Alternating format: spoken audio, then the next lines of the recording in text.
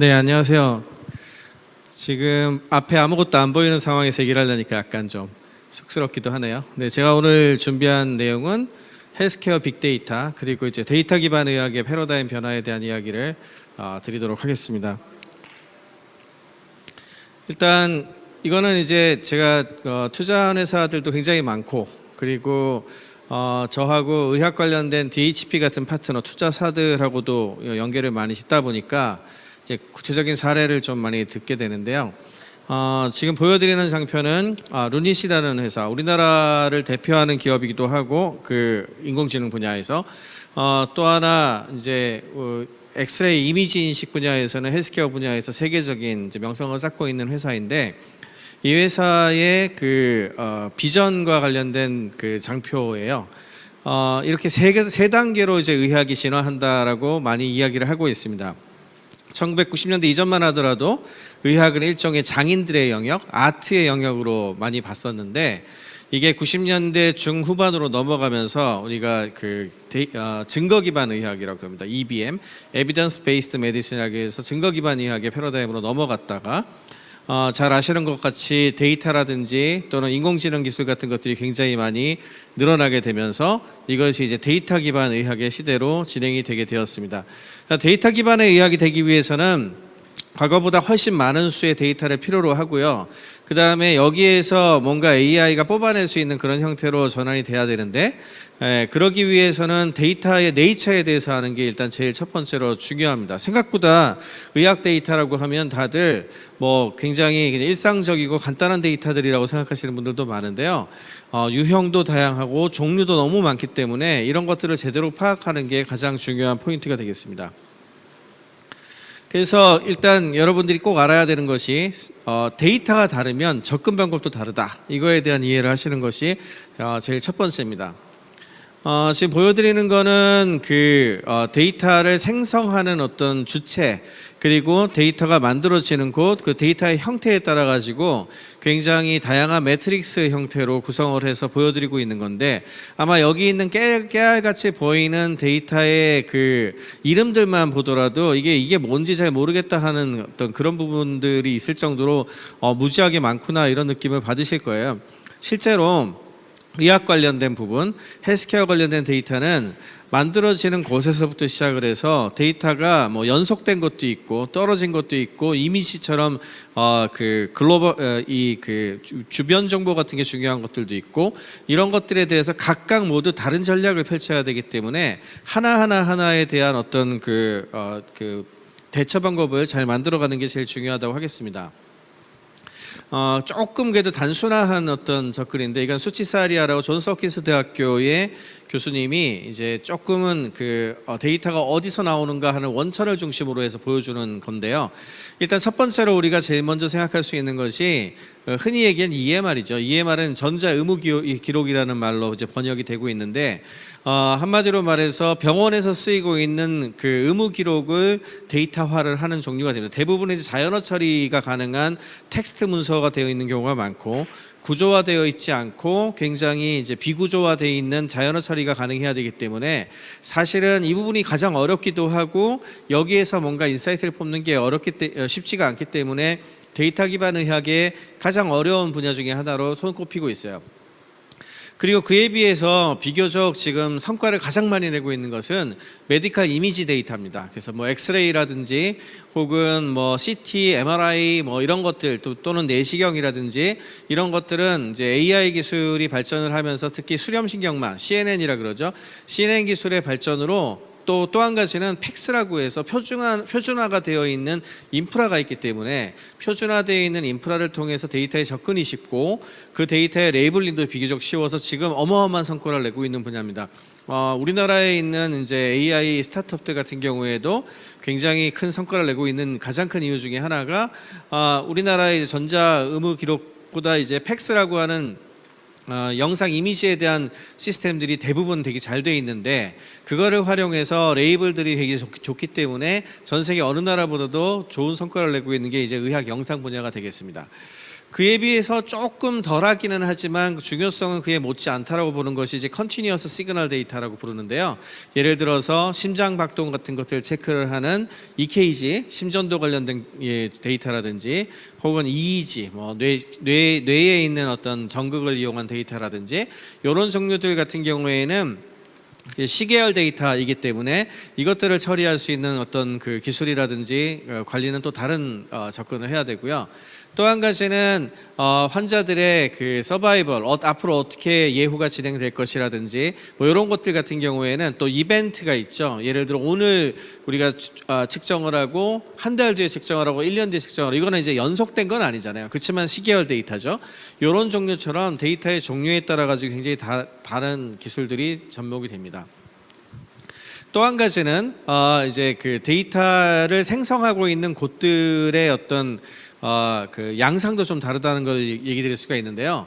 우리가 흔히 얘기하는 헬스케어 데이터라고 생각을 하면은 대부분 이제 병원이라든지 의원에서 사용하는 데이터만 생각하기가 되게 쉬운데 최근에 코로나19 사태를 보셔서 아시겠지만 보건의료 분야, 특히 이제 에피데미올로지, 역학이라고 부르는데 역학 데이터 같은 경우에는 또 네이처가 굉장히 다르죠. 예를 들어서 지금 현재 시뮬레이션으로 우리 코로나19 이제 대처하는 것만 생각을 하더라도 뭐 첫째로는 어디에 어떤 환자가 어떻게 발생을 해서 우리가 SEIR이라는 모델을 쓰는데요. susceptibility, 누가 이완될 가능성이 있고, exposed, 누가 노출이 됐고, 그 다음에 감염이 누가 됐고, 리커버리는 어떻게 되는가, 이런 것들이 각각 이제 수학적 모델이 있거든요. 이런 종류들을 측정을 하고 트래킹을 하는 그런 종류들도 있고요. 또 한 가지는 이제 스탠퍼드 대학에서 최근에 이제 미국 같은 경우에 연구를 많이 하고 있는 분야인데 우리나라도 지금 중환자가 많이 늘어나서 베드 수라든지 또는 병원의 인력이라든지 이런 어떤 리소스가 굉장히 많이 변동되고 있지 않습니까? 이런 데이터를 측정을 했다가 적절하게 대처할 수 있도록 정책적 레코멘데이션을 한다든지 이런 분야들은 대부분 이제 예방의학이라든지 이런 거하고 관계된 분야예요. 이거는 우리가 흔히 얘기하는 병원에서 쓰는 데이터하고는 또 조금은 다른 어떤 성격적 유형을 가지고 있죠. 이렇게 의료와 관련된 헬스케어와 관련된 데이터는 데이터의 형태 그리고 데이터의 목적 그리고 데이터를 쓰는 사람들과 그 다음에 프라이버시라든지 이런 것들까지 전부 다 각각 다른 양태를 띠고 있기 때문에 그에 맞게 적절한 대처를 하는 게 굉장히 중요합니다. 다행인 것은 이렇게 다양한 데이터들을 한꺼번에 모아서 접근할 수 있는 어떤 도구라든지 또는 공공에서 쓸 수 있도록 하는 아카이브 같은 것들이 최근에 많이 등장하고 있다는 게 큰 다행이라고 할 수가 있습니다. 뭐 제일 대표적인 게 healthdata.government라고 해서 이건 이제 미국 정부에서 주로 운영하는 종류이기는 한데요. 오픈 소스 형식으로 해서 전 세계의 다양한 데이터를 모아서 접근할 수 있도록 하고 있어요. 예를 들자면 이제 코로나19와 관련된 데이터 같은 경우에는 전 세계에서 이 데이터를 접근해서 분석할 수 있어야 되기 때문에 이런 종류들은 굉장히 업데이트가 빠르고 잘 모아져서 제공이 되고 있는 편이고요. 그렇기 때문에 초반에 데이터에 대한 그 사용성 같은 것들이 좀 부족한 사람들 같은 경우에는 이런 데이터 그 저장소에 접근을 해서 먼저 학습을 하고 연구를 해보시는 것도 굉장히 좋은 방안이 됩니다. 이렇게 데이터를 모으면 그 다음에는 이제 이거를 활용을 해서 무슨 일을 할 것인가 굉장히 중요하게 되는데요. 이때는 이제 AI가 굉장히 큰 역할을 하게 되죠. 그래서 AI가 그 역할을 하는 여러 가지 이제 티피컬한 사례들을 좀 설명을 드리자면 아마도 가장 유명해진 건 이 논문들일 거예요. 이거는 이제 구글이 네이처에 발표를 함으로 인해 가지고 뉴스도 많이 타고 뭐 그랬던 종류인데 지금 보여드리는 어떤 것들은 이제 피부암 같은 것들을 측정을 하는 그런 겁니다. 사진으로 병변을 사진을 찍어가지고 올리면 이것이 진짜 피부암인지 아니면 양성인지 이런 걸 판정을 하는 그런 부분들인데 오른쪽에 있는 ROC 커브를 보시면은 금방 이해를 하시겠지만 거의 전문의하고 비슷한 수준 또는 전문의보다 더 나은 그 판독률을 낸다라고 해가지고 굉장히 많은 뉴스가 됐었던 그런 종류죠. 이렇게 사진을 찍어가지고 하는 것 당연히 잘 되고요. 지금 보여드리고 있는 우리나라의 이제 대표 AI 기업이라고 할 수 있는 루닛이 이제 만든 체스트 엑스레이, 흉부 엑스레이 그 사진을 판독하는 걸 보여주고 있는데요. 지금 보여드리는 것이 오른쪽에 이제 레이블이 붙은 사진이고 저희가 지금 결핵 판정하는 거거든요. 오른쪽이 이제 결핵인데 왼쪽이 인공지능이 이쪽에 결핵이 있습니다. 이제 병본을 보여주고 있는 그런 종류가 되겠습니다.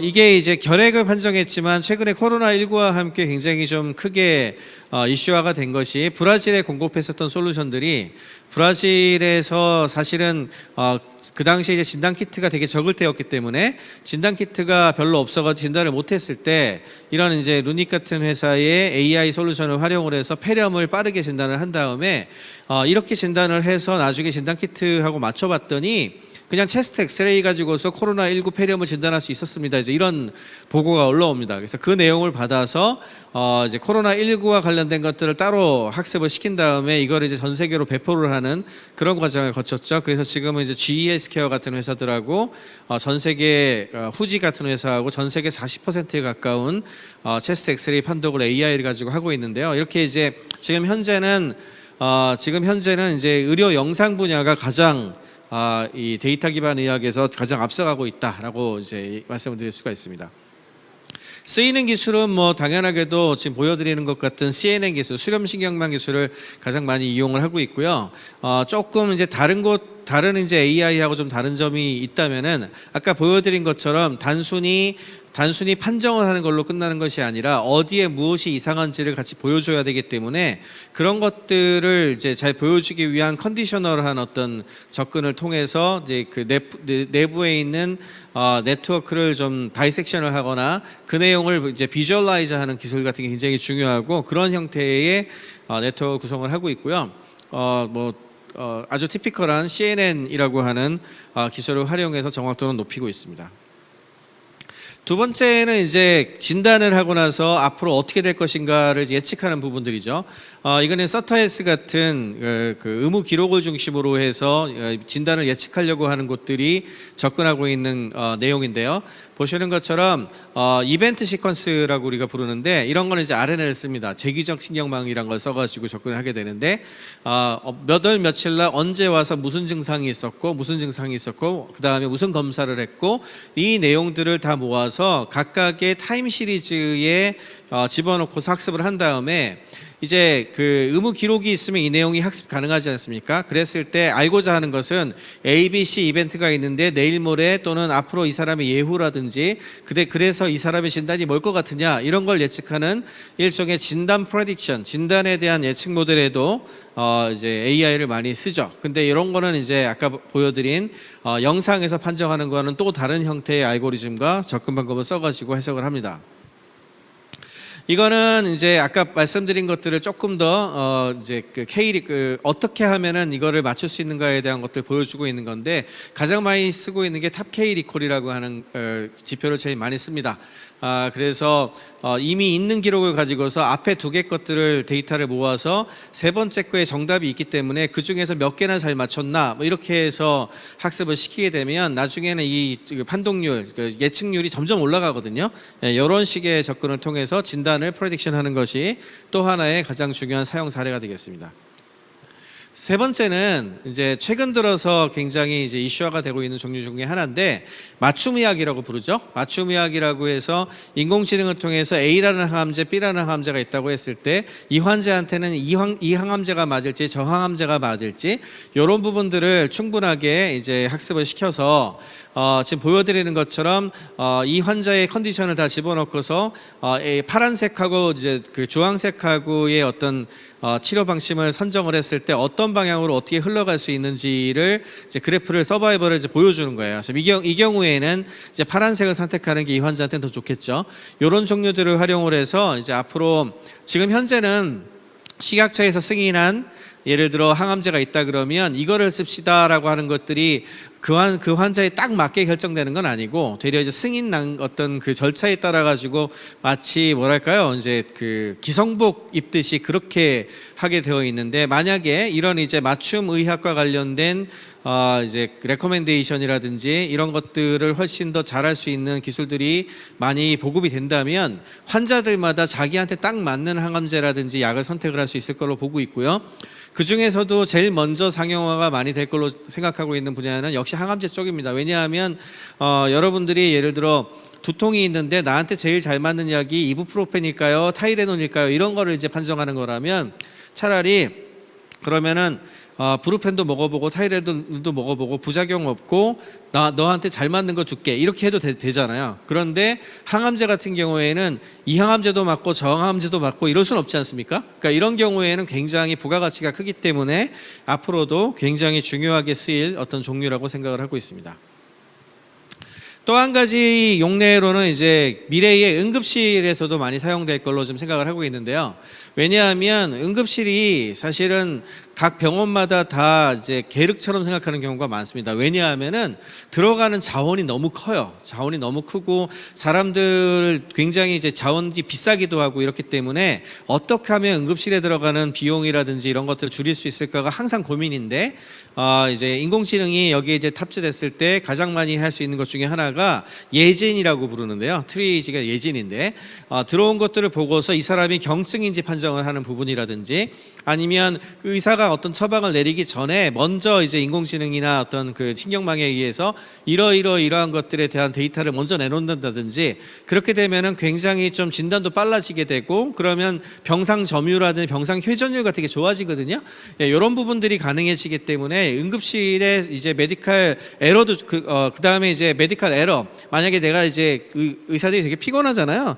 피곤하고 응급으로만 해야 될 일도 되게 많은데 실수로 공 하나를 더 붙인다든지 또는 넣어야 될 그 진단을 잘못 넣는다든지 이럴 수도 있거든요. 그런 거를 인공지능이 바로 딱 잡아가지고 이건 좀 이상합니다 하고 워닝 사인 같은 걸 준다든지 이러면 이제 메디칼 에러 잘못된 그 처방 같은 것들을 사전에 예방을 할 수가 있어서 응급실 같은 경우에도 앞으로 굉장히 유용하게 쓰일 가능성이 있다고 생각을 합니다. 지금 보여드리는 거는 이제 그 기본적인 사례 중에 하나를 보여드리는 건데 엑스레이 같은 경우에도 원래는 이제 영상의학과에 컨설트를 내서 영상의학과에서 이것들을 보고 이게 소견이 어떻습니다 이렇게 해야 되잖아요. 근데 야간에 영상의학 전문의한테 직접 뭔가 물어보기도 그렇고 해서 항상 기다려야 되지 않습니까? 근데 만약에 뭐 기흉이 있다든지 아니면 어디가 부러졌다든지 이런 것들을 빠르게 체크해야 되는 경우라면 응급의학과 의사가 영상의학과 의사만큼 그 트레이닝돼 있지는 않지만 간단하게 이걸 보고서 여기 지금 바로 문제가 있구나라는 걸 AI가 알려주게 되면 비교적 빠른 결정을 내릴 수가 있겠죠. 마찬가지로 심전도 같은 경우에도 그런 것들을 도와줄 수가 있다는 거, 이런 부분들의 측면에서 응급실에서도 앞으로 유용성이 이제 높을 거로 봅니다. 또 한 가지는 이제 영상 부분에서 기존에 이제 의사들이 찾아낼 수 없었던 그런 변변을 찾아내는 이제 얼리 다이아그노시스 쪽에 쓰이는 건데요. 예를 들자면 이제 왼쪽에 보여드리는 영상은 페트라고 하는 영상입니다. 페트 영상 같은 경우에 조기 치매, 사실은 눈에 잘 안 보이는 패턴의 변화 같은 경우에 우리가 잡아내기 어렵거든요. 근데 한 몇 개월 이상 이전에 지금 뇌에 약간 기능적인 문제가 좀 있습니다라고 이걸 보여주게 된다면 굉장히 유용성이 높겠죠. 이런 부분이라든지 또 한 가지 최근에 미국에서 굉장히 인기를 끌고 있는 리퀴드 바이옵시라고 하는 것입니다. 이게 뭐냐면 바이옵시는 생검이라는 거라서 원래는 우리가 내시경이든 수술을 하든 이렇게 해가지고 조직을 떼낼 것 갖고 와서 병리 검사를 해서 확진을 하는 거거든요. 근데 언제나 이런 걸 할 수는 없잖아요. 그렇기 때문에 만약에 혈액 검사를 하면 혈액은 리퀴드 액체죠. 액체를 가지고 와서 그것들을 분석해서 만약에 병리 검사한 거하고 비슷한 수준의 어떤 그 진단을 내릴 수 있다면 조기에 암이든 뭐든 진단할 수가 있겠죠. 그래서 여러 분야에도 인공지능이 많은 역할을 해줄 것으로 생각을 하고 있습니다. 그리고 또 하나 최근 들어가지고 가장 이제 많이 하고 있는 게 새로운 신약 개발과 관련된 부분에 있어서 드럭 디스커버리와 관련된 패턴이라든지 또는 이런 부분들에 잘 들을 것 같다라고 하는 것들을 이제 찾아낸다든지 이런 부분들에 쓰이는 것들인데 예를 들어서 이번에 이제 그 코로나19와 관련된 백신으로 유명한 모더나라든지 화이자 같은 회사가 만든 백신이 이제 mRNA 백신인데요. mRNA 백신 같은 경우에는 타겟을 찾아내는 게 핵심입니다. 옛날 같았으면은 타겟 찾아내고 시뮬레이션 해보고 이제 그 다음에 간단한 인비트로 실험도 해보고 동물 실험도 하고 이렇게 하기 때문에 보통 백신 개발하는데 10년을 잡는 거거든요. 근데 1년 만에 가능한 이유는 그 전 단계의 상당 부분은 이렇게 인공지능 기술 같은 것들이 시간을 줄여주기 때문에 이게 가능해진 거죠. 눈에 보이지는 않지만 1등 공신 기술 중에 하나라고 할 수가 있는데 그런 측면에서도 이제 클리니컬 또 한 가지는 이제 임상 시험 같은 데 시간을 줄여준다든지 이런 분야에서도 많이 쓰일 걸로 생각을 하고 있습니다. 그래서 이거는 이제 맥킨지 같은 데에서 골드만삭스, 맥킨지 이런 곳에서 AI라든지 데이터 기반 의학이 됐을 때 과연 전 세계에 돈을 얼마나 줄여줄 수 있는 것들을 이제 추정치를 한번 내본 건데요. 제가 이 수치를 하나하나 다 보여드리지는 않겠지만 이게 트릴리언 달러 단위로 막 쓰여져 있죠. 한마디로 말해서 정말 어마어마한 정도로 많은 돈을 세이브할 수 있는 게 데이터 기반 의학으로 갔을 때 우리가 얻을 수 있는 종류라는 걸 이제 알 수가 있습니다. 마지막으로 이제 요약해서 좀 말씀드릴 거는 그럼에도 불구하고 헬스케어가 이제 빅데이터 기반으로 해서 접근할 때에는 기존에 있는 도메인과는 너무나 다릅니다. 그래서 그냥 일반적인 데이터 기반 접근을 해서는 안 되는 것들이 되게 많은데 헬스케어 데이터 관련된 부분들, 데이터 기반 이야기 왜 다른지에 대한 것들에 대한 중요한 이야기를 몇 가지를 드리도록 하겠습니다. 일단 이 헬스케어 데이터 같은 경우에는 레이블이 없는 것들도 생각보다 되게 많고요. 빠져 있는 것들도 상당히 많습니다. 그래서 뭐 적절한 어떤 데이터들을 확보한다든지 이런 부분에 있어 가지고도 큰 문제가 있고요. 그 다음에 가장 큰 문제가 되는 것 중에 하나가 우리가 causal relationship이라고 부르는데 원인과 결과 관계가 명확하게 있어야 돼요. 그러니까 일반적인 데이터는 연관성 같은 것만 확인을 한다든지 이런 정도로도 충분하지만 그런 부분들 이상으로 되게 중요한 것들이 이게 원인인지 저게 결과인지에 대한 것들이 이제 메커니즘이 밝혀져야지 이제 받아들여지는 부분들이 있거든요. 이런 부분들에 대한 것도 생각을 해야 되고요. 그리고 무엇보다 헬스케어 데이터는 라이프 오어 삶과 죽음의 경계에 있는 거잖아요. 그러니까 그냥 소비재 같은 인공지능처럼 이런 걸 쓰면 좋습니다. 뭐 이런 정도의 판정으로는 안 돼요. 그래서 과거보다 훨씬 다른 어떤 알고리즘이라든지 다른 데이터보다 훨씬 견고하고 안전한 그런 것들을 추구하게 돼 있고요. 그리고 이걸 결국에는 사람들이 보고서 해석을 하는 거기 때문에 의학을 보는 사람들이 보고 이해를 할 수 있어야 되겠죠. 그래서 설명 가능한 AI 기술이라든지 또는 해석 가능한 AI 기술 같은 걸로 발전하는 것이 굉장히 중요하다는 걸 이제 강조할 수가 있습니다. 또 한 가지는 레이블이 있는 데이터가 생각보다 그렇게 많지가 않아요. 그래서 이제 데이터 양은 충분히 있지만 적은 양의 그 레이블이 있는 걸 가지고서 충분히 학습 가능하게 만들어야 되기 때문에 그런 부분들에 대한 기술들이 많이 발전을 해야 되고 또 대표적으로 세미 슈퍼바이스 러닝이라든지 또 위클리 슈퍼바이스 러닝 같은 것들이 그래서 이제 발생을 하고 있는 거고요. 그 다음에 굉장히 다양한 상황에서 데이터가 등장을 하고 있고 빠져 있는 데이터도 많아요. 그런 거에 큰 영향을 받지 않게 알고리즘이라든지 기술 같은 것들을 개발을 해야 됩니다. 마지막으로 디아이덴티파이라 그러는데 데이터가 프라이버시에 이제 접근되는 것들이 굉장히 많기 때문에 이런 것들을 이제 개인들의 것들을 확보하지 않으면서도 학습은 가능해야 되거든요. 그런 것들을 이제 고려해야 된다는 것이 굉장히 크게 다른 점이고 마지막으로는 이거 이제 병원에 결국에는 이제 디플로이를 해야 되잖아요. 배포를 해야 되는데 배포하는 과정도 만만치가 않기 때문에 지금 말씀드린 이런 요소들을 충분하게 고려해서 만들어진 시스템이라든지 또는 솔루션이라든지 서비스가 되었을 때 헬스케어에서의 어떤 데이터 기반의 접근이 가능할 것이라는 이야기를 드릴 수가 있습니다. 이런 것들을 총체적으로 엮어가지고 이제 앞으로 인테그리티브하게 통합적으로 바이오메디컬 인포메딕스와 관련된 분석이 가능한 프레임워크가 필요할 걸로 생각을 하고 있고요. 이런 것들에 대한 접근이 이제 앞으로의 남겨진 숙제라고 말씀드릴 수가 있겠고, 마지막으로 이제 데이터 기반 의학으로 가면은 우리가 너무너무 좋은 얘기를 많이 합니다. 좋은 얘기 많이 하고 가능성도 많고 이런 얘기 굉장히 많이 해요. 그렇지만 언제나 반대급부가 있습니다. 이제 프라이버시에 대한 문제라든지 더 많은 데이터를 확보해야 되는 문제라든지 그런 것들에 대한 것도 충분하게 고려를 하고 접근을 해야 되는 것이 헬스케어 데이터 그리고 데이터 기반 의학의 미래에 굉장히 중요하다는 이야기를 마지막으로 드리면서 마치도록 하겠습니다. 고맙습니다.